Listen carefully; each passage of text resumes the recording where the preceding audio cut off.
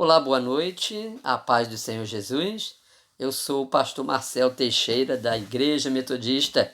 Quero compartilhar com você a palavra de Deus para abençoar o seu coração. Abra comigo a Bíblia Sagrada no Evangelho de Marcos, capítulo 6, versículo 45 ao versículo 56, e faremos juntos leitura da palavra do Senhor neste momento. Nos diz assim a palavra do Senhor.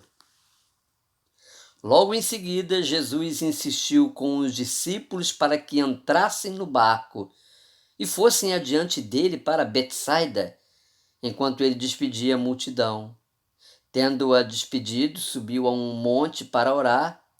Ao anoitecer, o barco estava no meio do mar e Jesus se achava sozinho em terra. Ele viu os discípulos remando com dificuldade, porque o vento soprava contra eles. Alta madrugada, Jesus dirigiu-se a eles andando sobre o mar e estava já a ponto de passar por eles. Quando viram andando sobre o mar, pensaram que fosse um fantasma. Então gritaram, pois todos tinham visto e ficaram aterrorizados. Mas Jesus imediatamente lhes disse: Coragem, sou eu, não tenham medo. Então subiu no barco para junto deles, e o vento se acalmou, e eles ficaram atônitos, pois não tinham entendido o milagre dos pães. O coração deles estava endurecido. Depois de atravessarem o mar, chegaram a Genezaré, e ali amarraram o barco. Logo que desembarcaram, o povo reconheceu Jesus. Eles percorriam toda aquela região e levavam os doentes em macas para onde ouviam que ele estava, e onde quer que ele fosse, povoados, cidades ou campos, levavam os doentes para as praças, suplicavam-lhe que pudessem pelo menos tocar na orla do seu manto, e todos os que nele tocavam eram curados.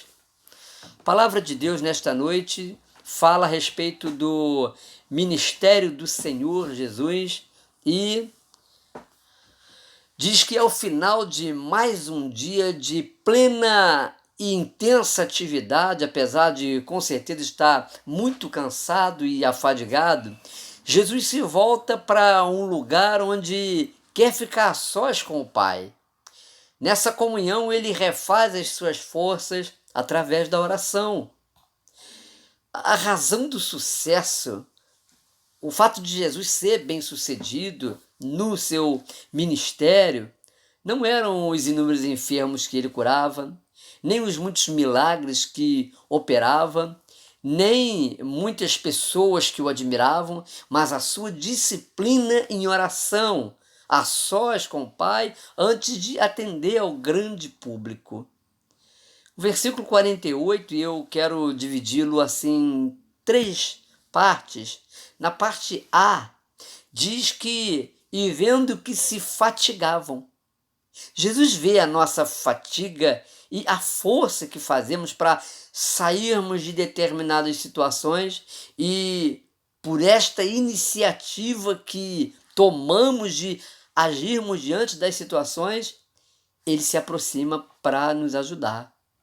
Nas dificuldades que você enfrenta, o que você tem feito para atrair o olhar de Jesus e a sua atenção, a sua ajuda para sair das situações que o incomodam, que o prejudicam? Na parte B desse mesmo versículo 48 diz que porque o vento lhes era contrário. O vento contrário é um teste de resistência que nos torna mais capacitados a suportarmos situações adversas e também a confiarmos no Senhor quando não há mais o que possamos fazer. Mas Deus também não fará o impossível na nossa vida enquanto não vir em nós disposição para fazermos o possível. A parte C do versículo 48 diz que perto da quarta vigília da noite aproximou-se deles. É pela madrugada, próximo das 3 horas, que Jesus se aproxima dos discípulos. Precisamos renunciar ao melhor do nosso conforto e descanso se quisermos alcançar o melhor que Deus tem para nós. Precisamos sair do olhar dos espectadores, dos especuladores de plantão, para andarmos com Deus, andarmos com os que nos inspirem a uma vida de intimidade com Ele, ao ponto de arriscarmos a própria vida, se necessário. Não podemos esperar muito dos espectadores e especuladores que não podem ir onde vão somente os que realmente têm fé. Quem tem me inspirado na caminhada? O versículo 49 diz que eles pensaram que era um fantasma. Apesar de andarem e conviverem com Jesus, os discípulos ainda eram supersticiosos e medrosos.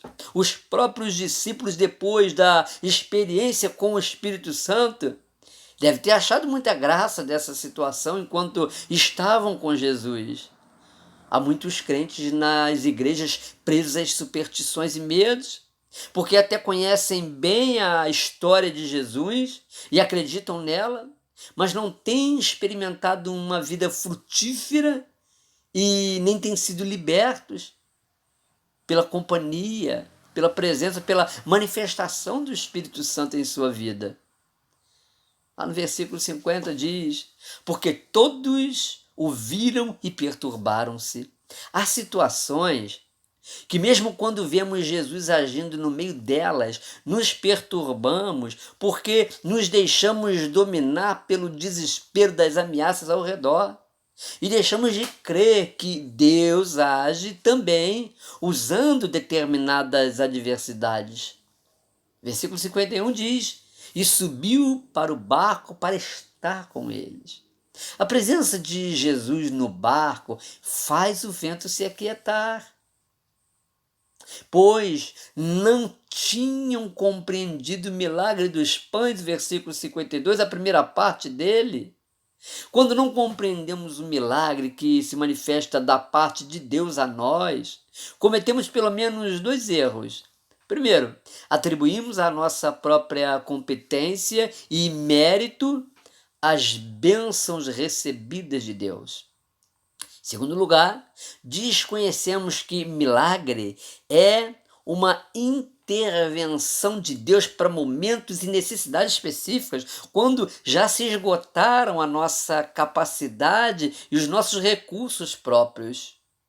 Agora os versículos 55 e 56, todo o relato do texto destaca Jesus envolvido num ministério intenso de cuidado, menos com as coisas e mais com as pessoas, atendendo a uma demanda de necessidades urgentes que lhe eram apresentadas.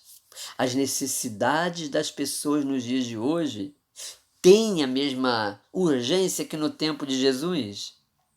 Se Jesus não está mais no mundo e as necessidades das pessoas nos dias de hoje são tão iguais quanto no tempo de Jesus, quem pode atender a tais necessidades ou a quem Deus atribuiu tal responsabilidade? Se tal responsabilidade foi atribuída à igreja, cabe refletir sobre uma questão: temos gastado nosso tempo e investido os nossos recursos mais em cuidar de pessoas ou buscando possuir e acumular coisas? A verdade é que não temos conseguido cuidar nem mesmo de nós para sararmos e atendermos ao clamor das necessidades urgentes de tantas pessoas que estão ao nosso redor. E todos os que lhe tocavam saravam, versículo 56.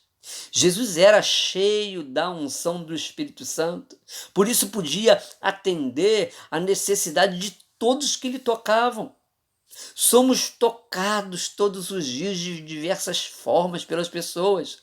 Somos tocados através das palavras que dizem a nosso respeito. Somos tocados através das atitudes tomadas a favor ou contra nós. Somos tocados através de pensamentos que as pessoas têm a nosso respeito quando agimos em determinadas situações. Nossa tendência diante da injustiça, diante da calúnia, é agir com um sentimento de justiça própria e defesa da dignidade moral e pessoal. Ele, ela, a gente diz assim, não tinha o direito de fazer isso comigo. Isso não vai ficar assim. Não vou ficar no prejuízo. Ah, quando precisou de mim, fui eu quem ajudei. Fiz tanto bem a essa pessoa e me pagou com o mal. O que você sente quando é tocado por alguém através de palavras, de atitudes, de pensamentos referentes a você? Jesus era tocado pelos enfermos. E em vez de ele ser contaminado por eles é que eram curados por Jesus, porque ele estava cheio da unção do Espírito. Quem toca em você com ressentimentos e mágoa também está doente e precisa ser curado. Seja um canal do Espírito Santo para fazer a cura chegar às pessoas que lhe tocam e não seja, meu irmão, minha irmã, um crente cheio de não me toques. Se deixe usar pelo Espírito Santo. Que o Senhor te abençoe e faça você refletir nessa palavra como um chamado de Deus para você ser um instrumento de bênção nessa geração. Em nome de Jesus.